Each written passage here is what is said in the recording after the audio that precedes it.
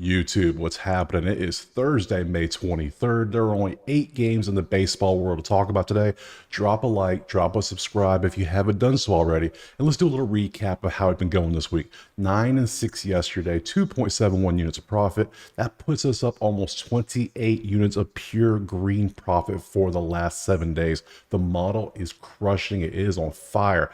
I don't want to tweak it too much. I'm still trying to make it better, but I don't want to mess up the mojo it's got going on right now. So with only 8 games and half of them being day games, we need to go ahead and jump into these, get the ball rolling so we don't miss out. So first game, let's get into it. All right, first game, we got the Mariners and the Yankees. We got Castillo with a 3.28 ERA going up against Gill with a 2.39 ERA. Currently, betting markets have the Yankees as a 150 money line favorite, over under 7.5 with some heavy juice on the over. Looking at the stats, Nerfy wise, Seattle hits the Nerfy 80% of the time when they're on the road. Yankees hit the Nerfy 52% of the time when they're at home. That put them together gives you about a 41% chance. Definitely not looking at that. Runs wise, Seattle scores 3.8 runs a game, puts about 19th in the majors over the last week. Yankees 5.1 puts them at 10th. Average wise, Yankees are batting 262, which is 8th. Seattle 240, about 15th. Walks, strikeouts, nothing special, no big difference there to talk about there. When it comes to the numbers here, over 7.5 is key. I like that with both teams averaging almost 9 runs a game. Both pitchers have decent stats, but I think the way the batting is going for Yankees batting 262, they're batting in the top 10. Seattle's right there, middle of the pack. I think they get it done. I'm going to be taking the over 7.5 in this one. And with the little bit of difference in statistics and a little bit better of a pitcher, I'm going to take the Yankees on the money line as well. Next up, we got San Francisco and Pittsburgh. We got Black with a 7.71 going up against Skeens with a 2.70. Betting markets currently have the Pirates as a 165 favorite because Skeens is pitching, let's be honest.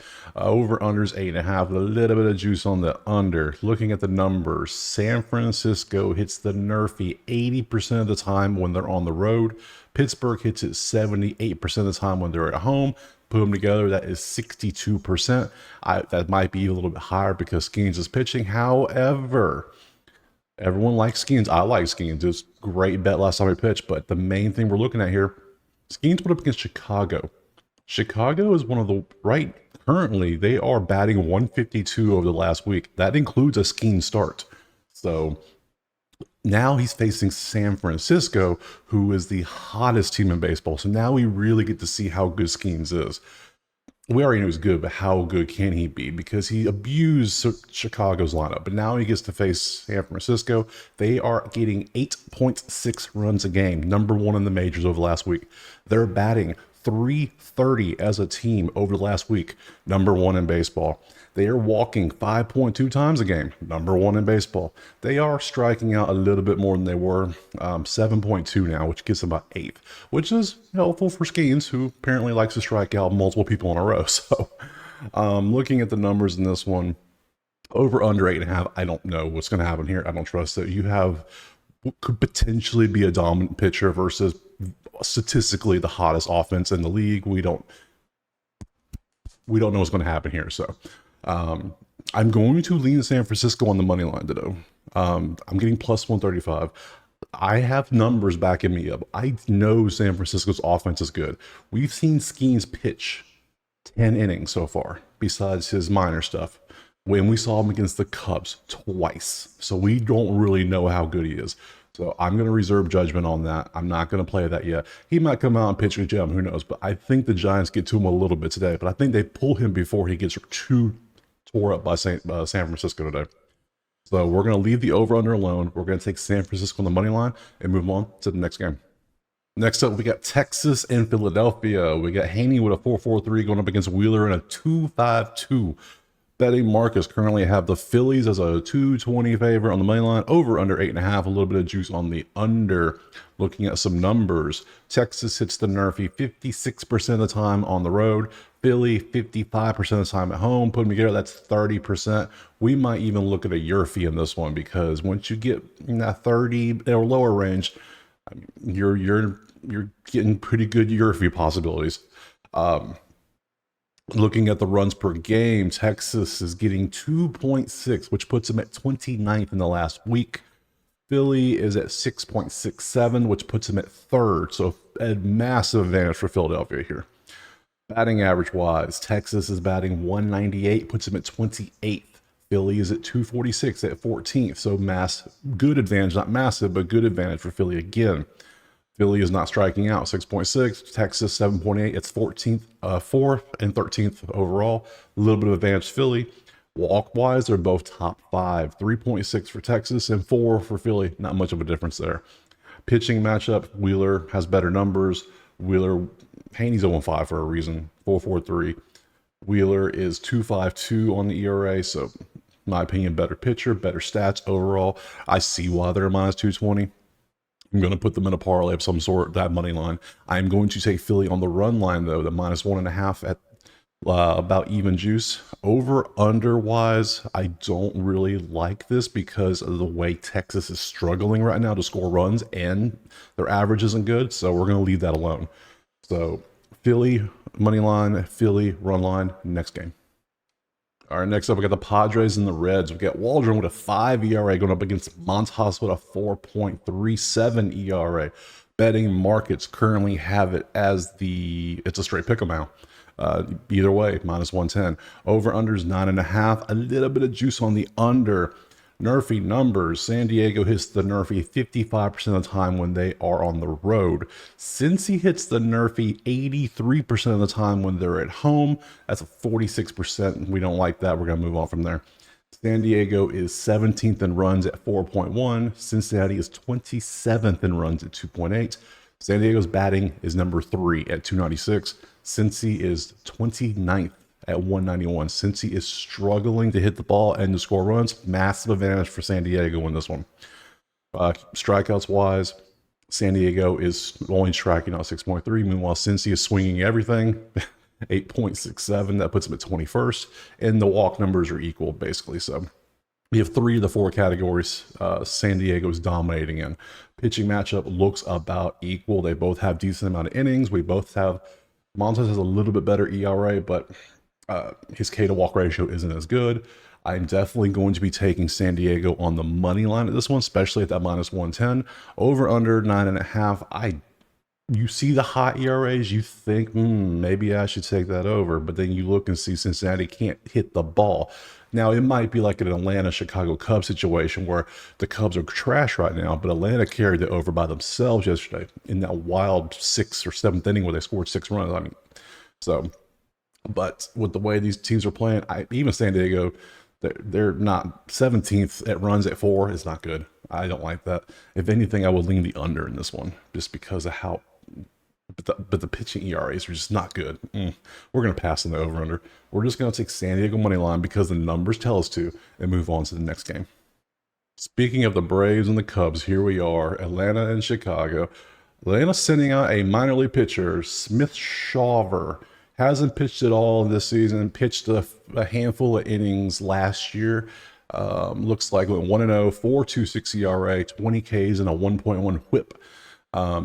Only a handful of innings. It wasn't that many at all. So this will be his first inning action this year at all for Atlanta. Cubs are sending out Ben Brown with a 3.57. Looking at the betting markets, currently we have the Braves as a slight favorite at 115. Over under 8.5 with a good bit of juice on the over. Looking at the main numbers here on the Nerfy percents, we see that the Braves are hitting 81% of the Nerfy as they are the away team. Chicago is hitting it 72% of the time as the home team. Put those together, 58.9. Not good. We pass on that.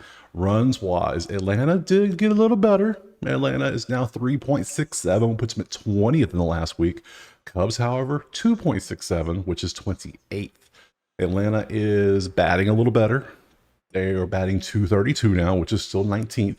However, the Cubs have the lowest number I've seen this year so far. The Cubs are batting 152 as a team in the past week. That's 30th, dead last.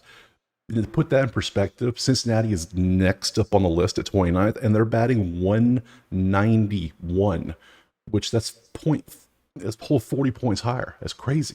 Cubs can't buy a hit right now. It's amazing. Professionals are struggling this hard to get hits. Anyway, Atlanta still is striking out like crazy. 10.3 a game for 28th. Chicago's also striking out like crazy. 9.1, which is 23rd. Atlanta's not getting walks at 2.5. Chicago is at 3. So most of these advantages are Atlanta, but none of them are super, nothing crazy. The only thing I see here is that Chicago just cannot hit. I don't care who they throw out of the pitch. They're sending a dude from the minors today. He's not even his stat. He gave up like 3 earned runs every game last game he played. He pitched in. So I'm going to take Atlanta on the money line just because it's almost a pick 'em. Because Atlanta's bats have woken up. They're trending up, and we like trends. And if they're going up, we're going to ride the trend up. Chicago's trending down. We're going to ride the trend down. So Atlanta money line, we're going to pass on the over-under. It's just too many variables here, odd. We're going to leave these alone. Take the numbers we see. We see Chicago's terrible. So Atlanta money line, next game. All right, we got the Rockies and the A's. We have Feltner with a 5.69 going up against Estes with a 9.35. Betting markets currently have the Athletics at -125 on the money line, over under 8.5, a little bit of juice on the under. Looking at the numbers, I've said it the last 2 games, and Colorado's busted it 2 times in a row. Colorado hits the Nerfy 75, almost 76% of the time on the road, which has considerably dropped since the last 2 games they've hit the Nerfy. Oakland, 92% of the time they hit the Nerfy at home because they haven't scored the runs in the first inning. Colorado has the last 2 games. That puts us at a 69.8%. I'm going to leave the Nerfy alone today. If anything below 70, I don't play. And that my numbers now have it below 70, so we're going to leave it alone. On the side, well, more numbers. Colorado is batting, they're getting 3.6 runs a game for 21st best. Oakland's getting 3 runs a game, which is 26th best. Colorado is batting 235, which is 16th. Oakland's batting 213, which is 24th. Neither team has an advantage, really. Colorado's slight advantage, but not much, really. Walks, and Colorado's not striking out that much, 7.8 for 13th. Oakland's striking out 11.1, which is dead last, 30th. They're swinging at everything, more than the Braves are. 3.0 walks for Colorado is 9th. Oakland 2.1, which is 25th. So Colorado's doing better with the bats, not striking out and getting walks than Oakland is. Slight advantage. Pitching matchup. We have a guy that is a 5.69 ERA over 49 innings. That's what he's going to do. You know this. Estes, not 9.3 over 8 innings. We don't know if that's what he does or not. So we're still learning about Estes a little bit. This game, there's no real advantage. Colorado has a slight advantage, but with Estes, not that ERA worries me. But then I think it's going to be better. I'm going to pass on the side on this one. With it being so close to a pick 'em, nothing really stands out. I'm passing on the Nerfy on this one. And on the total over-under, those ERAs are super high, but something is telling me not to mess with it because both teams are struggling so hard to hit the ball and to get runs down because Colorado is down. Remember last week, Colorado was number 1 in the majors at 3. They were batting like 312 for a while. Now they're trending downward hard, and I don't want to be on that train because they're 16th in batting average. They were first last week, so we're going to pass on everything in this game and move on to the next one. All right, next up, we got Toronto and Detroit. We have Guzman with a 4.89 going up against Flaherty with a 3.79. Betting markets have it as a pick 'em. Pick a side, doesn't matter. Over under 7.5. Also, I'll pick 'em. It doesn't matter. I don't think they know what to do with this game. In this one, we have Toronto at a 83% chance of hitting the Nerfy odds the away team. Detroit hits the Nerfy at an 82% chance as a home team. You combine those, you get 68.8. Under 70, we don't play that. So close, though. I mean, if you want to risk it, go for it. Same with the last game. But if it's under 70, I'm not touching it. One of the numbers-wise, Toronto is 11th in the majors at 5 runs a game. Detroit is 6th in the majors at 5.6. They're both scoring runs. Toronto's batting 233, which is 17th. Detroit's batting much better at 273, which is 7th. Advantage Detroit decently. Toronto's not striking out that much, 6.6, which is 4th. Detroit is striking out more, which means they're swinging more at 8.8, which is 22nd. Toronto's 2.8 walks. Detroit's 3.3 walks. 14th to 7th, not much of a difference. The main thing I see here is Detroit is batting better. They're scoring more runs. They're swinging more, which I'm fine with. They get the better pitcher matchup. Look at Flaherty's K to walk ratio. 72 to 8 is amazing. I love seeing things like that. However, Toronto is only striking out 6.6 times a game. So Not a big advantage, but I like that. I'm going to take Detroit on the money line here. With both pitchers being over almost at 80 ERA and both teams, both bats are on fire for both teams. They're both at 5 runs a game. They both can hit. I'm going, and with the number being 7.5 instead of 8.5, I'm going to take that 7.5 over at -110. Also with the money line for Detroit, and move on to the next game. All right, game 8, the last game already. Whew. These short days fly by quick, don't they? We have Baltimore and the White Sox. We have Rodriguez in a 3.15 and Clevenger in a 5.56. Betting markets have the Orioles as a 250 favorite on the road, over under 8.5 with some juice on the under. Now, Nerfy is going to be fun in this one. Baltimore and St. Louis hit the Nerfy every time I bet them last series, which I believe was all 2 of the 3 games. So that was great. And then they still did good. So Baltimore is hitting the Nerfy as the away team 95% of their games, 95.0. So if Baltimore's on the road, there's a 5% chance that they're going to score a run in the first inning. 95% says no. And they're playing the White Sox, who at home are a 83% chance to hit a Nerfy. You combine those, you get a 79.16% chance of a Nerfy. I'm going to rock with that every day of the week and twice on Sunday. So that's my first play, Nerfy in this game. That is 10 points higher than my baseline percent. So I love when Baltimore goes on the road. Let me tell you, I need Baltimore on the road at Oakland. That's what I want. I want that game. That game will feed families for generations. So moving on. Runs a game. Baltimore scoring 4.3 runs a game, which is 15th. They're in the middle of the pack. White Sox, 2.5, dead last, 30th. Again, that helps the Nerfy. Batting average wise, Baltimore's batting 2.14, which is 23rd. White Sox 2.16, which is 21st. Again, helps the Nerfy. Baltimore is the best team in the majors in strikeouts at 5.5 over the past week. White Sox 10, which is 27th. Massive advantage for Baltimore. Walks a game, 2.5 and 2.8, not much of a difference there. Pitching wise, Rodriguez is you can see stats wise, the better pitcher. Clevenger at 5.56 over 11 innings. That'll get better over time, but I don't think it'll get much better. We haven't seen him do too much over his career. So I'm definitely taking the Nerfy in this one. I'm thinking about, I'm going to put Baltimore in my line parlay, obviously. There's not super crazy statistics that tell me to lean one way or another, just the runs. That's the only thing that stands out, runs and strikeouts. But I am going to put them in my line parlay. I'm not going to run line them. They're not that good enough stats for me to look at that, but I'm going to MLP them, and then I'm going to Nerfy them and call it a day and wait for the next one. All right, there we go. 8 games broken down. This video went by quick, didn't it? However, it wasn't much to talk about. It's a short day. A lot of teams are traveling. We should have a full slate for tomorrow. Drop a like, drop a subscribe. Let me know if I missed anything, if somebody's out, or let me know who you're playing today. That way I can tweak my line a little bit. I appreciate that any help I can get. So anyways, we'll see you tomorrow. Peace.